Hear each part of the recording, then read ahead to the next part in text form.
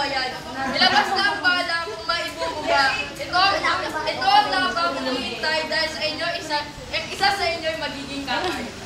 Kakay? Alam nga yung topic nila? Alam nila akong topic. Ang ibig. Hindi alam nung nakandiwa yung topic, sir. Ano yung palik na lang dapat? Grabe si Jessica ba? Ang pintas naman.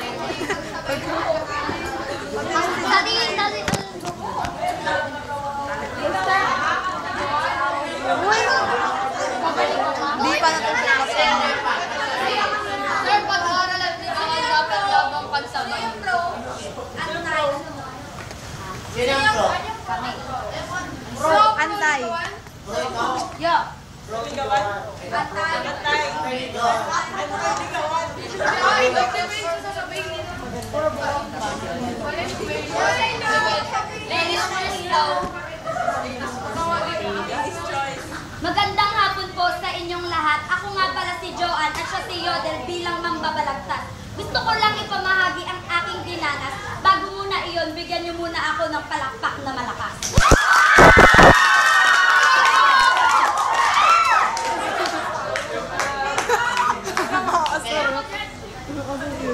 Sinasabing ang pagliligawan ay sabagal, sagabal.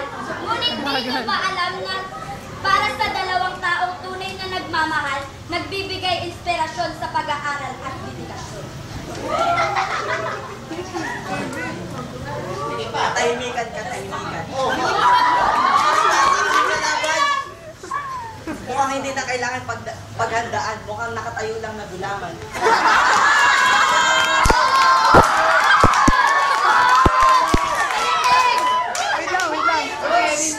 Wait lang. Hayaan nyo muna sabihin namin ang aming mga pangalan bago namin simulan ang aming malupit na pakikipagbalantasan. Siya po si James Paigones at ako si Kevin Jun Bunda. Bibigyan itong dalawa, amoy boy bawang.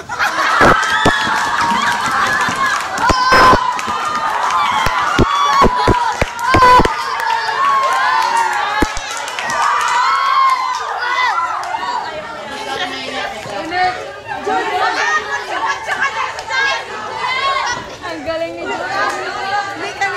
Lahat na namin yan kahapon po. Kung sa amin talaga ay di ka panig, bakit ako'y binigyan mo ng pag-ibig? Bakit lumapit ka?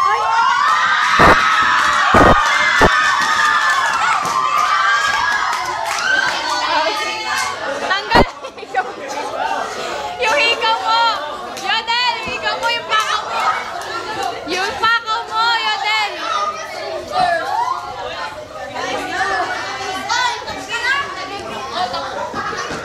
Nalihip ka ba? Tapos ka na? Alis naman. Bakit mo ba sandali lang ang aming laban dito eh? Mukhang tayo din nagkakaintindihan. Pagliligaw at pag-aaral, dapat hindi pagsabayan.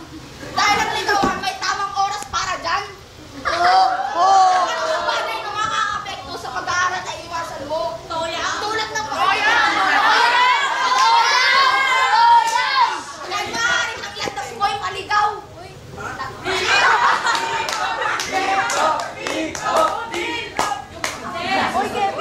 Ayaw ng magulang, wag natin ipagpilitan. Ngunit di nyo lang alam na kami din ay nahihirapan. Pag-ibig at pag-aaral sadyang madali lamang. Pag-ibig ang nagbibigay gana sa ating pinag-aaralan.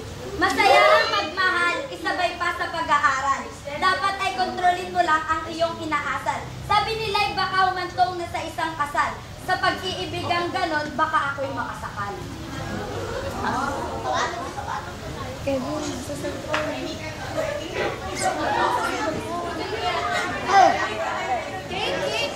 Buti pa kayo, magaling. Alam ko yan!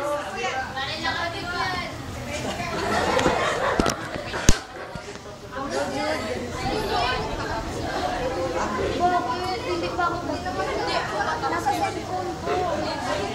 Kami hindi ka nun. Ba't kami hindi ka nun? Kung pag-aaral at pagliligawan iyong magsasabayan. Kung pag-aaral at pagliligawan ay iyong pagsasabayan. Ang galing mo naman. Ikaw ay masyadong magaling.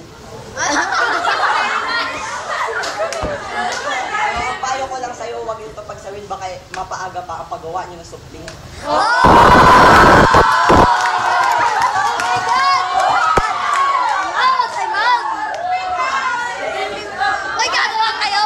Ang dalawang nagtatalo, kakayaan ko na sila magbanatan hanggat gusto. Kung kaya naman nakikinig sa studio at sa radyo, ipabaon sa kanila ay palakpakan todo.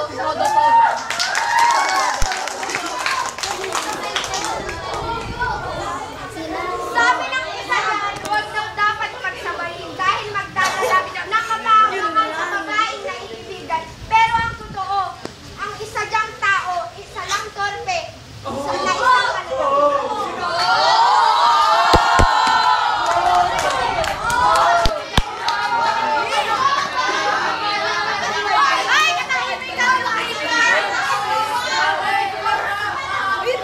Yung iba dyan sa text at tawag lang nagliligawan, tapos after a month, nagiging magkasintahan.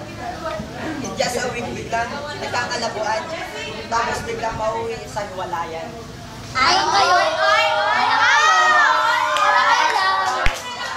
Ang tutok sa pag-aaral ay baka makabaliw. Kung may kasamang pag-ibig ay nakakaaliw. Bigo lang sa pag-ibig ang umahadlang at pinapasama pa sa tingin ng mga magulang.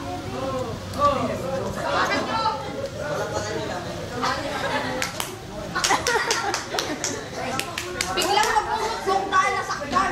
Nagsisisi ang sanay, di na sinubukan. Tapos biglang pag-aaral ay mapapabayaan.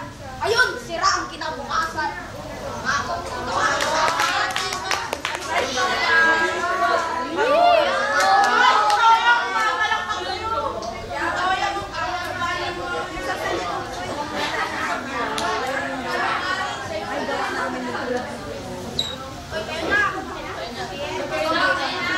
Hindi maiiwasan sa isang kabataan ang mabuhay ng puno ng pagmamahalan at magmahal ng lubos at tunay ay parte ng ating mga buhay. Pag-ibig, pag-aaral, dapat pagsabayin. Oo, alam kong masaya ang may mahal. Ngunit na-realize ko lang na mas masaya ang mag-aral. Mas maganda kung may dignidad ang sarili, makapagtatanong mo, nasa huli rin ang pagsisisi.